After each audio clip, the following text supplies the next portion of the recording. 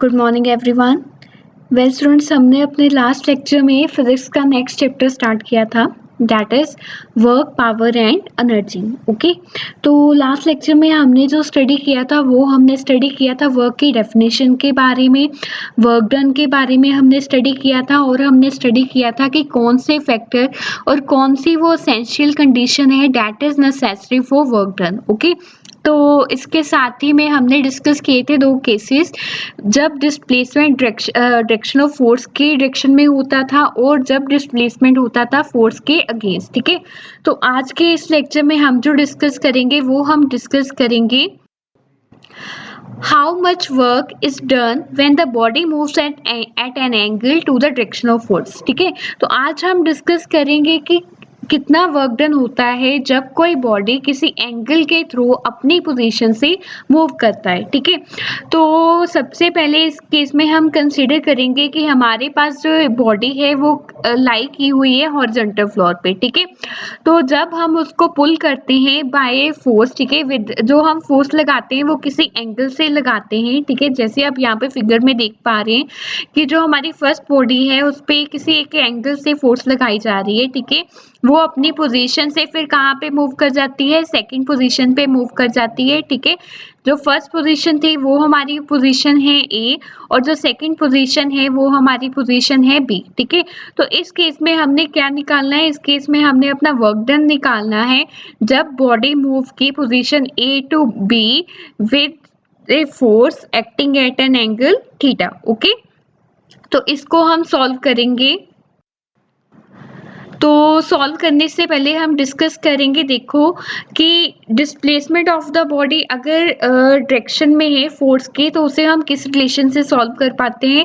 तो रिलेशन क्या है हमारे पास, work done is equal to force into displacement of the body in the direction of force. ठीक है, और अगर यही बॉडी हमने किसी स्लाइडिंग सरफेस पे डिस्कस करना है तो इसका फॉर्मूला क्या आएगा, force into projection of the actual displacement on the line of the action of force. ठीक है, तो अब हम इसको डिस्कस करेंगे स्लाइडिंग सरफेस पे। तो देखिए हम यहाँ पे क्या कंसिडर कर रहे हैं कि यहाँ पे जो ए पॉइंट है वहाँ पे हमारी बॉडी इनिशियली पड़ी हुई थी। ठीक है, तो ए से बॉडी जानी थी हमारी बी पे थ्रू एन एंगल थीटा। ठीक है, तो सपोज हमारी जो बॉडी है इस वक्त कहाँ पे प्रेजेंट है, सी पे प्रेजेंट है, तो हमने यहाँ पे क्या निकालना है, वर्क डन निकालना है अपना। ठीक है, तो इसके लिए हम सबसे पहले लिखेंगे डिस्प्लेसमेंट ऑफ द बॉडी किसके इक्वल है। देखिए बॉडी कहाँ से कहाँ पे डिस्प्लेस करनी है, बॉडी ए से बी पे डिस्प्लेस करेगी। ठीक है, तो ए से बी हमारा डिस्टेंस क्या है, एस। ठीक है, और जो प्रोजेक्शन है ए बी का on the line of action of force वो क्या है हमारा, वो क्या है, ए सी। ठीक है, क्योंकि बॉडी हमारी कहाँ पे थी, ए पे। ठीक है, वो कहाँ पे है इस वक्त, ए सी पे। ठीक है, तो प्रोजेक्शन क्या हुआ हमारा, ए सी हुआ। ठीक है, तो वर्क डन क्या होगा, फोर्स इनटू डिस्टेंस, तो फोर्स एफ एंड डिस्टेंस क्या आएगा हमारा, ए टू सी, क्योंकि ए हमारा इनिशियल पोजीशन है और सी हमारा क्या है, फाइनल पोजीशन है। ठीक है,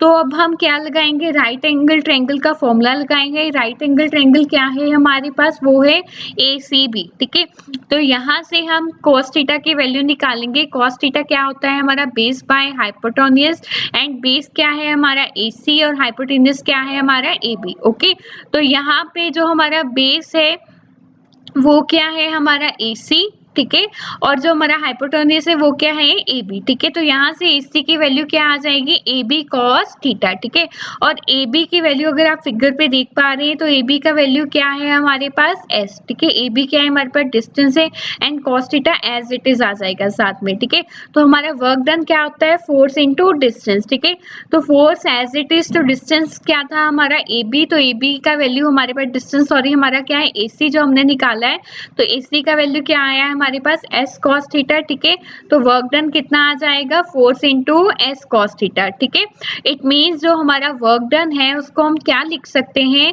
force into displacement that is our S of the body into cos theta. Okay, next जो अब हम डिस्कस करेंगे वो हम डिस्कस करेंगे बेटा स्पेशल केसेस के बारे में, जब हम कंसिडर करेंगे थीटा की वेरियस वैल्यूज। ठीक है, तो इस केस में हम सबसे पहले जो केस डिस्कस करने जा रहे हैं उस केस में हम थीटा की वैल्यू कंसिडर कर रहे हैं 0। ठीक है, तो हमें पता है कि जब जो वर्क डन होता है वो क्या होता है, एफ एस कॉस थीटा। ठीक है, अगर थीटा मैं 0 मान लेती हूँ तो हमें पता है कि cos 0 क्या होता है, 1 होता है। ठीक है, तो cos 0 यहाँ पे क्या आ जाएगा, 1 आ जाएगा और हमारा आंसर क्या आ जाएगा, एफ एस आ जाएगा। ठीक है, तो इट मीन्स जो ये हमारा वर्क डन है, जिस केस में हमारा जो थीटा है वो 0 होता है, उसको हम क्या बोलते हैं, पॉजिटिव वर्क डन बोलते हैं। ओके, तो अब हम डिस्कस करेंगे इसके कुछ एग्जाम्पल्स।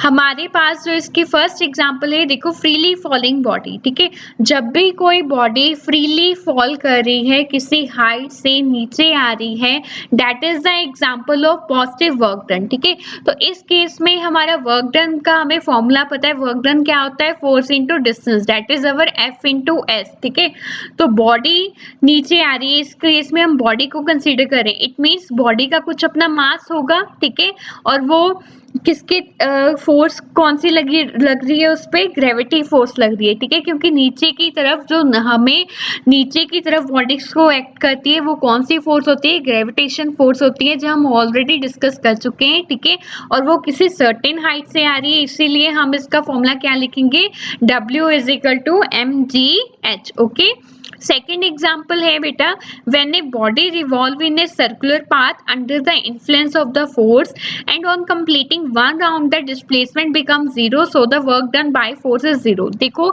हमने ये पहले भी पढ़ा हुआ है कि डिस्प्लेसमेंट किसी बॉडी की तब 0 होती है जब बॉडी अपनी इनिशियल पोजीशन पे दोबारा वापस आ जाए। ठीक है, तो अगर कोई बॉडी सर्कुलर पाथ में मूव कर रही है तो वो 1 राउंड के बाद, जब उसका 1 राउंड कंप्लीट हो जाएगा, तो वो अपना इनिशियल पोजीशन पे दोबारा वापस आ जाएगी। ठीक है, दोबारा वापस आने पे उसका जो डिस्प्लेसमेंट है वो क्या हो जाएगा, 0 हो जाएगा। ठीक है, तो अगर डिस्प्लेसमेंट 0 हो जाएगा तो हमें पता है वर्क डन किसके इक्वल होता है, फोर्स इनटू डिस्प्लेसमेंट।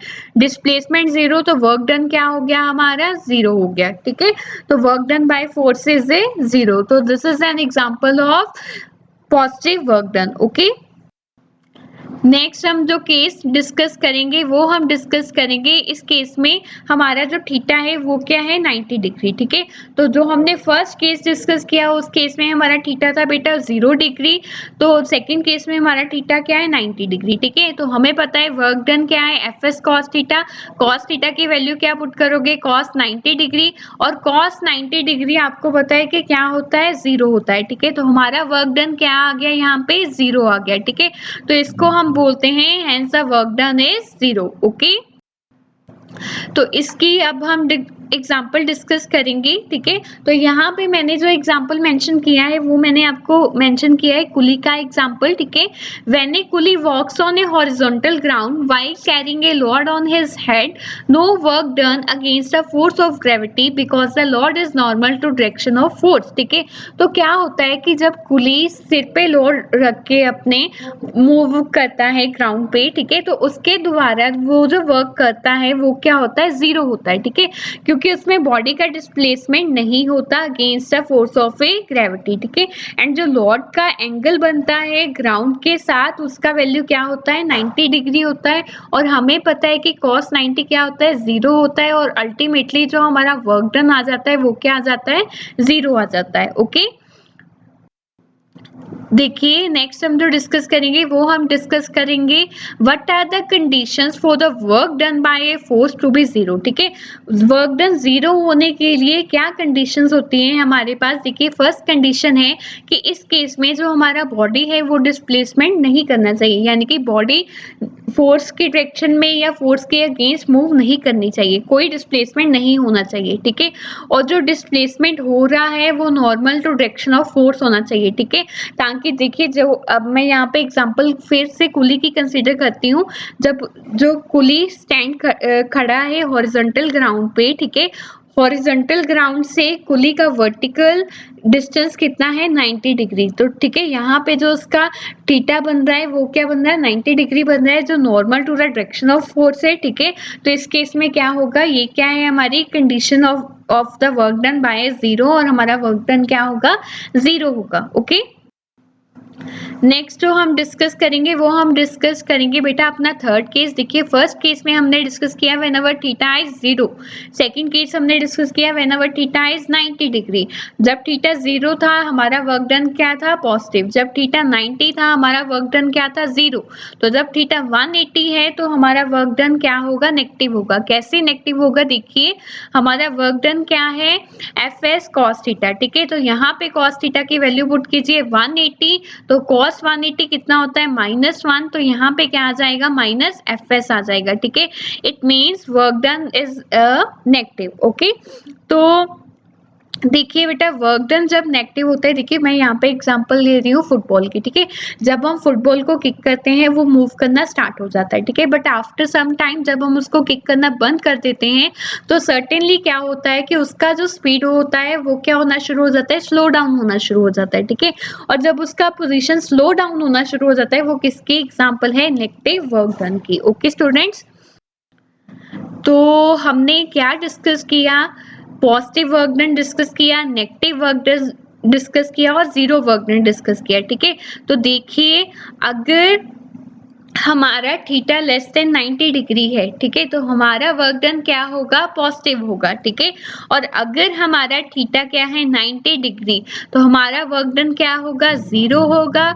और अगर थीटा हमारा क्या है ग्रेटर देन 90 डिग्री तो हमारा वर्क डन क्या होगा नेगेटिव होगा। ठीक है, अगर आपको थीटा की कोई भी वैल्यू दे दें, अगर आपको 90 से बिलो वैल्यू देंगे तो आप क्या लिखोगे कि मेरा जो वर्क डन है वो क्या है पॉजिटिव। ठीक है, तो अगर आपको थीटा 0 दिया होगा तो आप क्या लिख, थीटा 90 दिया होगा तो आप क्या लिखोगे मेरा वर्क डन क्या है 0। अगर आपको थीटा ग्रेटर देन 90 दिया होगा तो आप क्या लिखोगे कि मेरा वर्क डन क्या है नेगेटिव। ओके, नेक्स्ट और जो लास्ट टॉपिक है वर्क का हम डिस्कस करेंगे वो हम डिस्कस करेंगे बेटा वर्क डन अगेंस्ट ग्रेविटी। इसको हम ये भी बोल सकते हैं work done by the force of gravity, that is W is equal to mgh।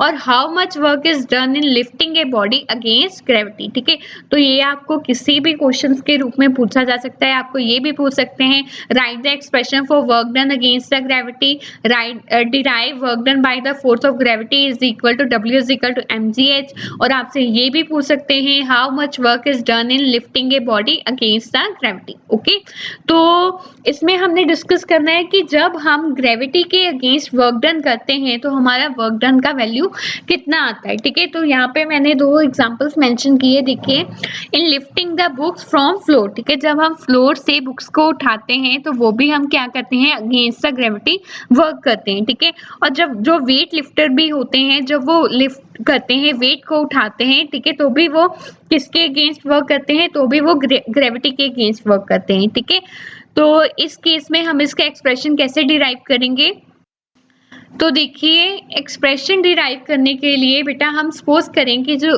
हमारे पास एक बॉडी है, ठीक है, उसका मास क्या है m, उसको हम लिफ्ट कर रहे हैं अपवर्ड की तरफ। ठीक है, तो अपवर्ड की तरफ जो हम डिस्टेंस कवर कर रहे हैं वो क्या है h। ठीक है, तो इस केस में जो हमारा फोर्स रिक्वायर होगा वो किसके इक्वल होगा, वेट ऑफ द बॉडी। और वेट क्या है हमारा m इंटू जी। ठीक है, तो देखिए वर्क डन क्या होता है फोर्स इनटू डिस्टेंस। ठीक है, तो फोर्स किसके इक्वल है, वेट ऑफ द बॉडी, तो फोर्स की जगह हम क्या लिख देंगे, वेट ऑफ द बॉडी। ठीक है, और डिस्टेंस क्या आएगा, वर्टिकल डिस्टेंस आएगा क्योंकि हम अपवर्ड की तरफ मूव कर रहे हैं। तो हमारा वर्क डन क्या आ जाएगा इस केस में, W is equal to mgh। Okay, तो बेटा ये था हमारा टॉपिक वर्क का, जिसमें हमने वर्क की डेफिनेशन, फैक्टर्स, उसकी एसेंशियल कंडीशन, उसके 2 केसेस और हमने एंगल के केसेस डिस्कस किए जिसमें हमने थीटा 0, थीटा 90, थीटा 180 डिस्कस किया। और जो लास्ट टॉपिक था इसका वो हमने डिस्कस किया कि work done against the gravity. ठीक है, तो नेक्स्ट लेक्चर में हम जो स्टार्ट करेंगे वो हम स्टार्ट करेंगे पावर और एनर्जी के बारे में। ओके।